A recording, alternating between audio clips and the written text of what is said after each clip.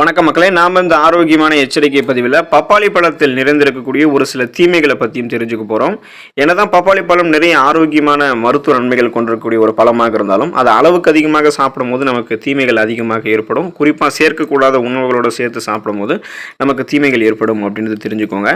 வியக்கத்தக்க ஆரோக்கியமான நன்மைகளை கொடுக்கக்கூடிய பழம் பப்பாளி பழம் அப்படின்னா அது மிக இல்லை, அது உண்மைதான். ஆனால் இந்த பழம் ஆரோக்கியத்திற்கு எந்த அளவுக்கு நன்மைகளை கொடுக்குதோ அதை விட நம்ம இதை அளவுக்கு அதிகமாக உட்கொள்வது நமக்கு பெரும் தீமைகளை விளைவிக்கும் அப்படின்றத மருத்துவர்களும் உணவு நிபுணர்களும் குறிப்பிடுறாங்க. குறிப்பாக பப்பாளி நமக்கு நிறைய நன்மைகளை கொடுக்கும். விட்டமின் ஏ அந்த சத்துக்கள் ஆரம்பித்து vitamin B, vitamin C, vitamin E வரைக்கும், விட்டமின் கே வரைக்கும் ஏராளமான விட்டமின் சத்துக்கள் பப்பாளி பழத்தில் இருக்குது. இதனுடன் கலோரிகள், கொழுப்பு, புரதம் மற்றும் கார்போஹைட்ரேட் போன்ற ஊட்டச்சத்துக்களுமே பப்பாளி பழத்தில் கிடைக்குது. பப்பாளி பழம் சாப்பிட்டோம் அப்படின்னா செரிமான அமைப்பு நமக்கு சீராக இருக்கும். அதுக்கு காரணம் நார் சத்து. இதை தவிர நமக்கு பிபி ப்ராப்ளம், சுகர் ப்ராப்ளம்லாம் கண்ட்ரோல் ஆக இருக்கும். புற்றுநோய் பிரச்சனையிலிருந்து விடுபடலாம். இதயம் சார்ந்த பிரச்சனை விடுபடலாம். ரத்தத்தில் பிளேட்லெட்டுகளினுடைய எண்ணிக்கை அதிகரிக்கிறதுக்கு பப்பாளி இலை சாரெல்லாம் மிகவும் நமக்கு பயனுள்ளதாக இருக்கும். ஆனால் பப்பாளி இலை சாறையோ அளவுக்கு அதிகமாக உட்கொள்வது நம்மளுடைய உடல்நிலையை கெடுக்கும். இது நமக்கு ஆரோக்கியத்திற்கு எந்த அளவுக்கு நன்மைகளை தருதோ அதே அளவு தீமையையும் கொடுக்கும். அதனால் பப்பாளியை நம்ம எந்த அளவில் எடுத்துக்கணும், எந்த அளவில் பப்பாளி இலை சாறை எடுத்துக்கணும், அந்த அளவு அதிகமாகிடுச்சுன்னா என்னென்ன பிரச்சனைகள் ஏற்படும், அதுலேருந்து நம்ம எப்படி விடுபடலாம், பப்பாளியை நம்ம எந்தெந்த உணவுப் பொருட்களோட சேர்த்து இணைத்து எடுத்துக்கொள்ளக்கூடாது, அப்படி சாப்பிட்றதுல என்னென்ன தீமைகள் ஏற்படும் அப்படின்ற அனைத்து தகவல்களை பற்றியும் விளக்கமாக பார்க்கலாம். அதை பற்றி பார்க்குறதுக்கு முன்னாடி இந்த வீடியோவுக்கு மட்டும் ஒரு லைக் கொடுத்துட்டு இந்த தகவலை உங்களுக்கு தெரிஞ்சவங்களுக்கும் ஷேர் பண்ணிவிடுங்க. ஏன்னா இது அவங்களுக்கும் பயனுள்ளதாக இருக்கக்கூடிய ஒரு ஆரோக்கியமான பதிவு தான். இது போன்ற அப்டேட்ஸ்கள் நீங்கள் தொடர்ந்து பார்க்குறதுக்கு நம்மளுடைய ஹெல்த் நியூஸ் தமிழ் சேனலை மறக்காமல் சப்ஸ்கிரைப் பண்ணி வச்சுக்கோங்க. பக்கத்தில் இருக்கக்கூடிய பெல் பட்டனையும் கிளிக் பண்ணி ஆல் அப்படின்ற ஆப்ஷனையும் செட் பண்ணி வச்சுக்கிட்டீங்க அப்படின்னா நான் போடக்கூடிய எல்லா அப்டேட்ஸும் உங்களுக்கு நோட்டிஃபிகேஷன் அடிக்கடி வந்து சேரும். சரி வாங்க மக்களே, இப்போ வீடியோக்குள்ளே போயிடலாம். முதல்ல நம்ம ஒரு நாளில் எவ்வளவு பப்பாளி சாப்பிட வேண்டும் அப்படின்றத அளவு தெரிஞ்சுக்குவோம். ஏன்னா அளவு கரெக்டாக தெரிஞ்சால் தான் நம்ம அளவுக்கு அதிகமாக சாப்பிடாமல் முதல்ல கண்ட்ரோலில் இருக்கவே முடியும். ஸோ ஒரு நாளைக்கு நம்ம 100 கிராம் முதல் 120 கிராம் பப்பாளியை மட்டுமே சாப்பிட வேண்டும் அப்படின்றத மருத்துவர்களும் உணவு நிபுணர்களும் பரிந்துரைக்கிறாங்க. ஸோ நல்லா ஞாபகம் வச்சுக்கோங்க, 100 கிராம்லேருந்து 120 கிராம் வரைக்கும் தான் நீங்கள் பப்பாளியை சாப்பிடணும். இதை விட நீங்கள் பப்பாளியை அதிகமாக சாப்பிட்டீங்க அப்படின்னா உங்களுக்கு நன்மை கிடைக்கிறதுக்கு பதிலாக தீமை தான் அதிகமாக கிடைக்கும். அதாவது நலன் கிடைப்பதற்கு பதிலாக தீங்கு விளைவிக்கும் பப்பாளி அப்படின்னு ஞாபகம் வச்சுக்கோங்க. இது தவிர பப்பாளி இலையினுடைய அந்த சாறு ஜூஸ் நீங்கள் குடிச்சிட்டு வரீங்க அப்படின்னா தினமும் 5லிருந்து 6 ஸ்பூன்கள் மட்டும்தான் பப்பாளி இலை சாறு நீங்கள் எடுத்துக்கணும். ஸோ இதை இந்த அளவு நீங்கள் மெயின்டைன் பண்ணிக்கோங்க. இந்த அளவு உங்களுக்கு கரெக்டாக இருக்கும். இப்போ நீங்கள் பப்பாளி சாப்பிட்றீங்கன்னா அதுக்கும் ஒரு சிறந்த நேரம் இருக்குது. பப்பாளி எப்போதுமே சாப்பிடுவதற்கு 2லிருந்து 3 மணி நேரத்துக்கு முன்னாடி சாப்பிட்டணும், அல்லது 2லிருந்து 3 மணி நேரம் நம்ம உணவுகளை சாப்பிட்டு முடிச்சதுக்கப்புறம் 2லிருந்து 3 மணி நேரத்துக்கு அப்புறமாக தான் நம்ம சாப்பிடணும். ஸோ இந்த டைமில் எடுத்துக்கொள்வதும் நமக்கு ஆரோக்கியத்துக்கு கொடுக்கும். இல்லை இந்த டைம் மாறும் பொழுதோ அல்லது இந்த அளவு நமக்கு மாறிச்சு, அளவுக்கு அதிகமாக சாப்பிட்டோம் அப்படின்னாலும் நிறைய பிரச்சனைகள் நமக்கு ஏற்படும். அளவுக்கு அதிகமாக பப்பாளி பழத்தை நம்ம சாப்பிட்டோம் அப்படின்னா நம்மளுடைய உணவு குழாய் சேதப்பட ஆரம்பிக்கும். பப்பாளியில் லேட்டெக்ஸ் மற்றும் பாப்பைன் என்ற கலவை இருக்கு. இது கார்போஹைட்ரேட், கொழுப்பு மற்றும் புரதத்தை உடைக்கக்கூடிய வேலையை செய்யுது. ஆனால் பப்பாளி பழத்தை நம்ம அதிகப்படியாக சாப்பிடும்போது தொண்டைக்கு சேதம் விளைவிக்கக்கூடிய அபாயம் இருக்கு. இது நம்மளுடைய உணவு குழாயை சுருங்க வச்சிரும் அப்படின்றத ஆராய்ச்சி ஒன்றில் குறிப்பிட்டிருக்காங்க. அதனால பப்பாளி பழத்தை நம்ம அளவுக்கு அதிகமாக எடுத்துக்கொள்ளக்கூடாது. பப்பாளி பழத்தை அளவுக்கு அதிகமாக சாப்பிட்டோம் அப்படின்னா டைஜஷனில் ப்ராப்ளம் வயிற்றுப்போக்கு நமக்கு ஏற்படலாம். பப்பாளி அதிகமாக சாப்பிடுவது உடல் நலத்திற்கு நமக்கு கேடு விளைவிக்கும். இதனுடைய அதிகப்படியான நுகர்வு காரணமாக வயிற்றுப்போக்கு மற்றும் செரிமான அமைப்புக்கு சேதம் ஏற்படக்கூடிய அபாயம் இருக்கு. பப்பாளி பழத்தில் காணப்படக்கூடிய அதிக நார் சத்து உணவை வேகமாக செரிக்க வைக்கிறதுக்கும் மலத்தை மென்மையாக்குறதுக்கும் மலமிளக்கியாகவும் செயல்படுது. ஸோ இந்த நார் சத்து நமக்கு அளவுக்கு அதிகமாக கிடைச்சிச்சு அப்படின்னா மலத்தை அது இன்னமும் மென்மையாக்கி நமக்கு வயிற்றுப்போக்குக்கு வழிவகுக்கும் அப்படின்றத மறந்துடாதீங்க.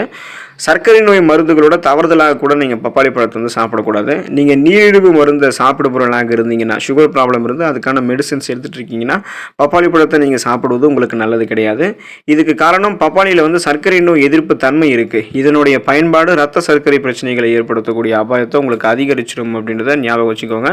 ஒருவேளை நீங்கள் உங்களுக்கு சுகர் ப்ராப்ளம் இருந்து நீங்கள் பப்பாளி பழத்தை சாப்பிட்ணுன்னு நினச்சிங்கன்னா உங்களுடைய பிளட்டில் சுகரோட அளவு எந்த அளவுக்கு இருக்குன்றதை செக் பண்ணிட்டதுக்கப்புறம் மருத்துவர் உங்களுக்கு எடுத்துக்கொள்ளலாம் அப்படின்னு சொன்னால் மட்டும்தான் நீங்கள் எடுத்துக்கணும். நீங்களே எடுத்துக்கொள்ளக்கூடாது. அது கடுமையான பக்க விளைவுகளை உங்களுக்கு ஏற்படும். ரத்தத்தை மெலிப்பவர்கள் பப்பாளி பழத்தை வந்து எடுத்துக்கொள்ளக்கூடாதுங்க மக்களே. சில மருந்துகளோட பப்பாளியை உட்கொள்வதும் பாதகமான விளைவுகளை நமக்கு ஏற்படுத்தலாம். குறிப்பாக ரத்தத்தை மெலிக்கக்கூடிய அல்லது பிளேட்லெட் எதிர்ப்பு மருந்துகள் எடுத்துக்கிறீங்கன்னா அதிக அளவு பப்பாளியை உட்கொள்வதற்கு முன்னாடி உங்களுடைய மருத்துவரை அணுகி ஆலோசனை மேற்கொள்ளணும். ஏன் அப்படின்னா பப்பாளி பழத்தில் விட்டமின் கே சத்து இருக்குது. இது வந்து இந்த மெடிசன்ஸோட இடையூறு விளைவிக்கும். ஸோ கடுமையான பக்க விளைவுகள் ஏற்படுவதற்கு வாய்ப்புகள் இருக்குது. அதனால் நீங்கள் வந்து ரத்தத்தை மெலிக்கக்கூடிய மெடிசன்ஸ் எடுத்துகிட்டு இருக்கீங்கன்னா பப்பாளி பழத்தை சேர்த்து சாப்பிடக்கூடாது. உயர் புரத உணவுகள் ஹை புரோட்டீன் ஃபுட்ஸோட பப்பாளி வந்து சேர்த்து சாப்பிடக்கூடாது. இதுக்கு காரணம் என்னென்னா பப்பாளியில் இருக்கக்கூடிய பப்பென் சில புரதங்களினுடைய செரிமானத்தில் குறுக்கிடும். இறைச்சி போன்ற உயர் புரத உணவுகளோட பப்பாளி இணைக்கிறத நம்ம தவிர்க்கணும். ஏன்னா இது ரெண்டுமே வந்து புரோட்டீன் இருக்கிறதால சிலருக்கு அதிகமாக புரோட்டீன் கிடைச்சதுன்னா அது அஜீரணத்திற்கு வந்து வழிவகுக்கும். அதனால் அந்த டைஜஷன் ப்ராப்ளம் நமக்கு ஏற்படும். அசிடிட்டி அதாவது நெஞ்சு எரிச்சல் நமக்கு வந்து ஏற்படும். அதனால் உயர் புரத உணவுகளோட பப்பாளி சேர்த்து சாப்பிடாதீங்க. தயிரோட பப்பாளி வந்து நம்ம சேர்த்து சாப்பிடக்கூடாது. பால் தயிர் இந்த மாதிரி பால் பொருட்கள் எதுவாக இருந்தாலுமே நம்ம தயிரோட சேர்த்து சாப்பிடக்கூடாது. அதே போல் பப்பாளியோட சேர்த்து சாப்பிடக்கூடாது. இது மாதிரி நம்ம கலந்து சாப்பிடும்போது செரிமான அசௌகரியம் நமக்கு வந்து ஏற்படும். டைஜஷன் ப்ராப்ளம் கடுமையாக நமக்கு வந்து ஏற்படும். இதை வந்து தனித்தனியாக தான் நம்ம உட்கொள்ளணும். இப்போ பால் வந்து பார்த்தீங்கன்னா எளிதில் வந்து செரிமானம் ஆகாது. ஆனால் தயிர் வந்து எளிதில் செரிமானம் ஆகிடும். ஸோ அதை வந்து நம்ம பப்பாளியோட சேர்த்து சாப்பிடும்போது கடுமையான பக்க விளைவுகள் செரிமானம் சார்ந்த பக்க விளைவுகள் நமக்கு ஏற்படும். அதனால் நம்ம கவனத்தோடு இருக்கணும். அதிக புரதம் இருக்கக்கூடிய உணவுகளோடு போல் அதிக கொழுப்பு இருக்கக்கூடிய உணவுகளோட பப்பாளி நம்ம சேர்த்து சாப்பிடக்கூடாது. ஏன்னா பப்பாளி வந்து ஒரு குறைந்த கொழுப்பு இருக்கக்கூடிய பழம்.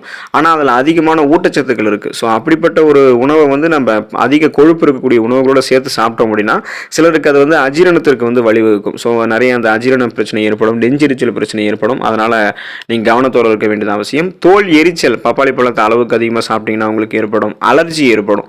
ஒரு சில பேருக்கு வந்து பப்பாளி சாப்பிட்டாலே அலர்ஜி இருக்கும். அவங்களாம் பப்பாளி சாப்பிடக்கூடாது. மற்றவர்கள் பப்பாளி அளவுக்கு அதிகமாக சாப்பிடும்போது அலர்ஜி ஏற்படும். அந்த மாதிரி டைமில் உடனே வந்து சிகிச்சை பெற்றுக்கொள்வது நல்லது. பெண்களுக்கு வந்து கருப்பை சுருக்கங்கள் ஏற்படுவதற்கு வாய்ப்புகள் இருக்குது. அளவுக்கு அதிகமாக பப்பாளி பழம் பெண்கள் எடுத்துக்கொள்வதற்கு முன்னாடி மருத்துவர் அணுகணும். ஏன்னா கருச்சிதைவு ஏற்படக்கூடிய அபாயம் வரைக்குமே அவங்களுக்கு இருக்குது.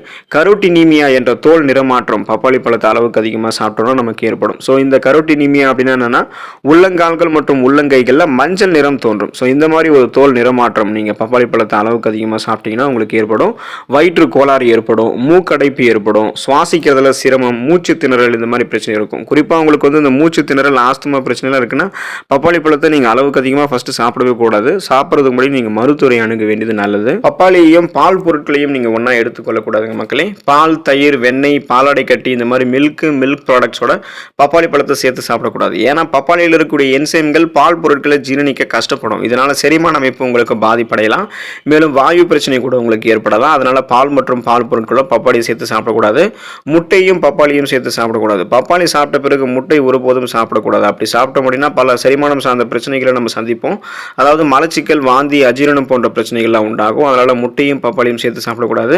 சிட்ரஸ் அமிலங்கள் இருக்கக்கூடிய சிட்ரஸ் பழங்களை பப்பாளியுடன் நம்ம சேர்த்து சாப்பிடக்கூடாது. ஆரஞ்சு பழம், எலுமிச்சை பழம், திராட்சை போன்ற சிட்ரஸ் பழங்களோட பப்பாளியை சேர்த்து சாப்பிடக்கூடாது. ஏன்னா சிட்ரஸ் பழங்கள் மற்றும் பப்பாளியில் விட்டமின் சி நிறைந்திருக்கிறதால இதை ஒன்றாக சாப்பிடும்போது அசிடிட்டி அல்லது நெஞ்செரிச்சல் பிரச்சனை ஏற்படும். அதனால் நம்ம சிட்ரஸ் பழங்களையும் பப்பாளி பழங்களோட சேர்த்து சாப்பிடக்கூடாது.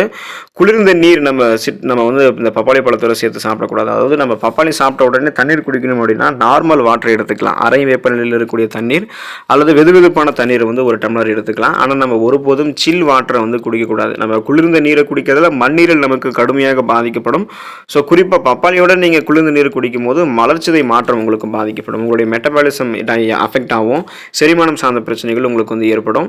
நிபுணர்களுடைய கூற்றுப்படி பப்பாளியை அதிக அளவில் சாப்பிட்றத தவிர்த்துருங்க. ஏன்னா பப்பாளியில் வந்து நார்சத்து, பப்பைன் போன்ற நொதிகள் இருக்குது அப்படின்றதால இது வந்து நீங்கள் அது அளவுக்கு அதிகமாக சாப்பிட்டீங்கன்னா வயிற்றுப்புறணியை எரிச்சல் அடைய செஞ்சு உங்களுக்கு வயிற்றுப்போக்குக்கு வந்து வழிவகுக்கும். ஸோ இந்த மாதிரி பிரச்சனைகள்லாம் இல்லாமல் பப்பாளி பழத்தில் இருந்திருக்கக்கூடிய நன்மைகளை மட்டுமே பெற்று அதை அளவோடு சாப்பிட்டு நிறைய நன்மைகளை பெற்று நலமோடு வாழுங்க. அடுத்த ஆரோக்கியமான பதிவில் மறக்காமல் சந்திப்போம். நன்றி மக்களே.